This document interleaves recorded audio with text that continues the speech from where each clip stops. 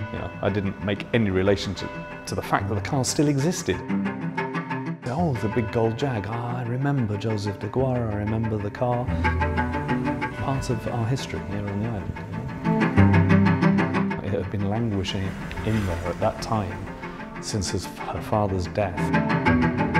It's quite a demanding car to drive, but you feel great. It's such an imposing car on the road. I think it had been 17 years just locked away in a garage in Valletta. I'm Marcus Harrison. This is a 1967 420G, less than 6,000 that were produced up until about 1970. My father was not a car guy, a slight interest in motorcycles, but he wasn't really a car guy. But my Maltese uncle was. So obviously when he visited, he always came armed with great presents, but mostly the little matchbox cars, because he knew I loved them. So I would wait for this delivery with my uncle of 6 or 7 of these matchbox cars, some of which I still have today. And I think that probably triggered the passion, you know, the kitchen table with the cars and you know, these kind of things, and then it sort of grew from there. When I met my Maltese partner, she referred to the fact that her father had this 420G, but it was all in the past tense, and I believed, you know, I knew what the car was, I had quite a liking for them. You know, I didn't make any relation to the fact that the car still existed. About a year later, we were walking past a garage in Valletta, and she just sort of points and said, "That's Dad's garage." My first thoughts were, a garage, brilliant, I can put something in the garage, what can I do with this garage? I said, "What's in there?" And she said, "Oh, the Jag." Well, that was it. It had been languishing in there at that time since her father's death, 17 years just locked away in a garage in Valletta.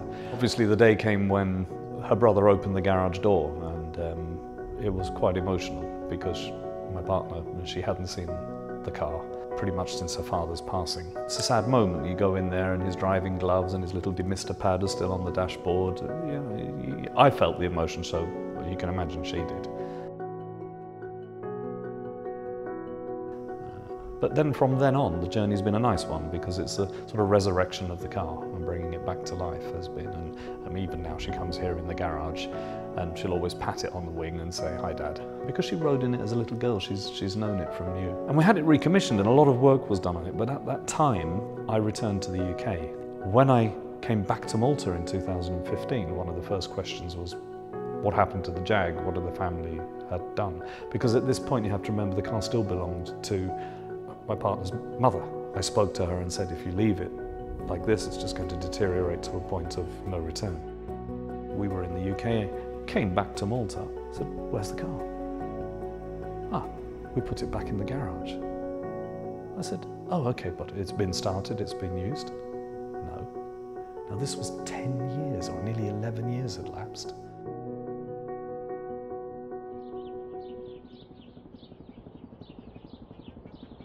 So in 2015 we took it out, cleaned it up, got it running again, got a VRT on the car and took it to the Mdina concours, where it got a lot of attention because it hadn't been seen.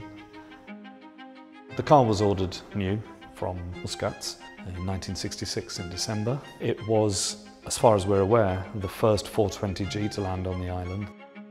Its reputation in the UK, as was the fact with quite a lot of the large Jaguar saloons at the time, it was kind of the bank robber's car, maybe you were a bit of a cad. But obviously, there tended to be the darker colours. This is gold, so it was a friendly car.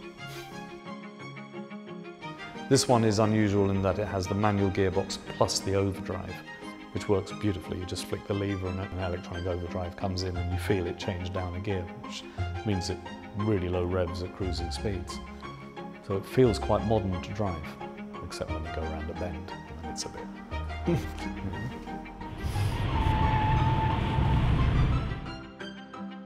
I've come across quite a few people on the island who remember the car back in the day. You know, they know about it, which is lovely because it's part of our history here on the island. You know? It should be preserved. To drive the car, it's quite a responsibility. I do feel a bit of pressure, strangely, and I really can get in just about anything and drive it within a few minutes. No problem. I've got about 140 cars behind me in my life. So I'm not averse to just jumping in something and driving it.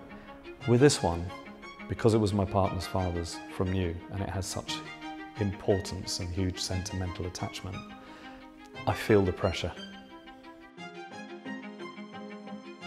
You hear lots of reports of large cars and the journalists say, oh, when you get down the road it shrinks around you and you don't realise how big it is. No, that feels huge. Surprisingly lively. The manual gearbox, triple carb setup, it's not a slow car. I mean, it makes very good progress down the road. But when you come to bends, there are boats that handle better. It's quite a handful. There's been a few cars come and go from this garage since I've been here. In fact, the signage around the garage is all related to cars that I've owned. Currently, there's a 1966 Lancia Fulvia, which is a big passion of mine, in fact. There's also an Aston Martin, which is quite a modern car, but great fun. And the Jaguar, what a good motorbike. Yeah, I can't stop. It's a disease. It's good.